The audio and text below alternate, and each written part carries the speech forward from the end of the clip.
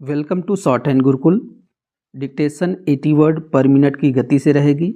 Start होगी 5 second के बाद।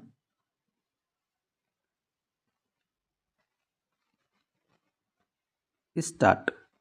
महोदय, आज इस समारोह में सम्मिलित होकर मुझे बड़ी प्रसन्नता हो रही है।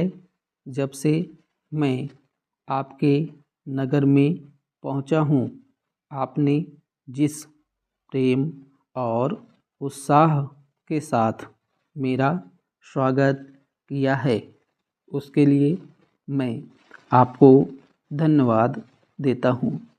मैं जानता हूं कि यह स्वागत किसी व्यक्ति विशेष के लिए नहीं, बल्कि यह देश के प्रति आपके प्रेम का प्रमाण है। भारतवर्ष जब से स्वतंत्र हुआ है, उसके सामने बड़ी बड़ी कठिनाइयाँ रही हैं, परंतु ईश्वर की दया से हम एक एक कठिनाई को हल करते गए हैं और आज कहा जा सकता है कि अब हमें प्रगति के लिए प्रशस्त मार्ग मिल गया है। यदि हम चाहें और देश के लिए आपस में मिलजुल कर साहस तथा उत्साह के साथ काम करें, तो संसार में ऐसी कोई चीज़ नहीं जो इस देश के लिए दुर्लभ हो। इसलिए एक ऐसे दिन का मनाना जिस दिन देश की उन्नति के लिए एक बहुत बड़ा कदम उठाया गया था, स्वाभाविक ही है। अंग्रेज़ों के साथ जिस समय स्वराज्य के लिए समझौता हुआ, उस समय उन्होंने और सब चीज़ों के साथ साथ एक काम और किया, जिसका परिणाम कुछ भयंकर हो सकता था। जहां एक ओर अंग्रेजी राज सीधे तौर पर चलता था, वहां दूसरी ओर देसी नरेशों के अधीन 600 से अधिक रियासतें भी थीं।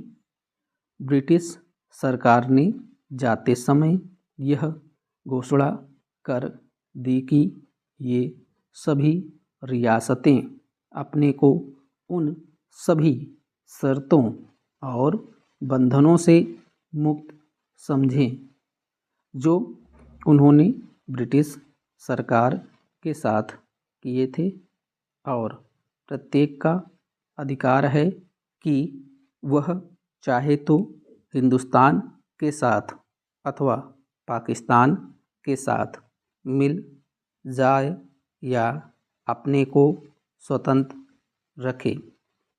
एक नीति के रूप में यह बात बिल्कुल ठीक थी, परंतु यदि हमारे देसी नरेशों के हृदय में भी वह देश प्रेम नहीं होता जो उन्होंने दिखलाया, तो संभव था कि एक भारतवर्ष के बदले आज भारतवर्ष के कई टुकड़े हुए होते। यह समस्या देश के एक भाग में अब तक तय नहीं हो पाई है, और वह भाग कश्मीर का है। उसके लिए हम अभी भी चिंतित हैं।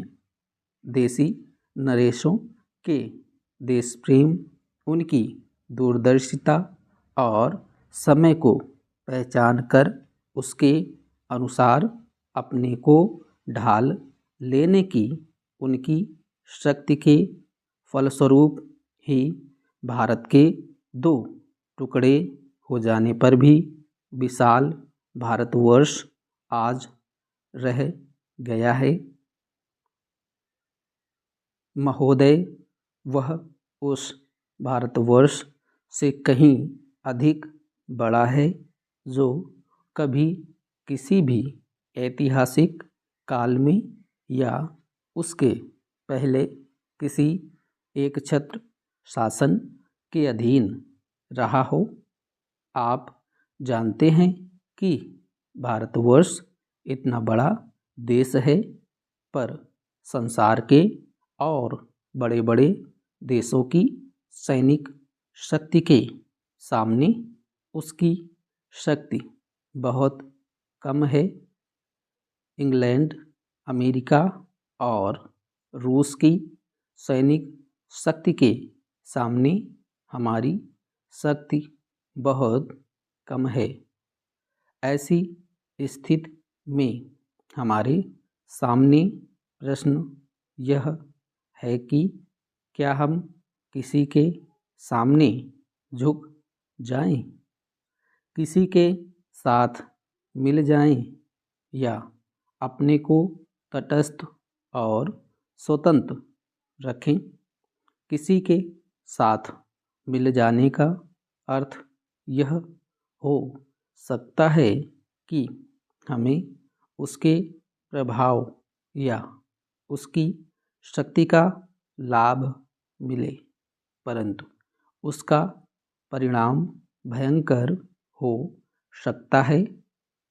यदि उन पर कभी संकट आया तो हम पर भी आएगा।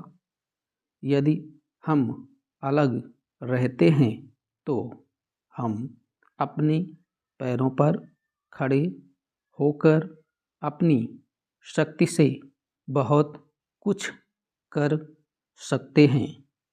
हमारे प्रधानमंत्री ने इसी नीति को अपनाया है और यद्यपि आरंभ में हमारे अपने देश में ही बहुत से लोगों ने इसको नहीं समझा था, पसंद नहीं किया, परंतु आज हम देख रहे हैं कि उसका परिणाम क्या हो रहा है। हमारे प्रधानमंत्री ने इस बात की घोषणा कर दी कि हम किसी भी दूसरे देश के साथ गठबंधन नहीं चाहते और हम स्वतंत्र रहकर अपना कामकाज अलग चलाएंगे। हमारे बहुतेरे लोगों ने यह समझा कि यदि हम किसी बलशाली देश से मिलें तो और कुछ नहीं तो कम से कम आर्थिक सहायता तो मिलेगी। जो देश यह चाहते थे कि हम उनके साथ मिलें, उन्होंने तो बुरा माना ही। उन्होंने यह नहीं समझा कि हम अपने को अलग रख रहे हैं, न कि उनके विरोधियों के साथ मिल रहे हैं। जैसे जैसे समय बीतता गया, धीरे धीरे उन्होंने भी हमारी विदेशी नीति को समझा। आज संसार के लोग मानने लग गए हैं कि भारतवर्ष अपने दृष्टिकोण पर स्थित है। इतना ही नहीं बल्कि एक नए देश को, जिसे स्वतंत्र हुए अभी 55 वर्ष ही हुए हैं, जो स्थान मिल सकता है उससे कहीं ऊंचा स्थान हमको मिल गया है और हमारा उत्तरदायित्व भी बढ़ गया है। मैं मानता हूँ कि इसी प्रकार यदि हम महात्मा गांधी के दूसरे सिद्धांतों को भी अपनाएं और उसके अनुसार आचरण करे तो इसका संसार पर बहुत प्रभाव पड़ेगा। स्टॉप।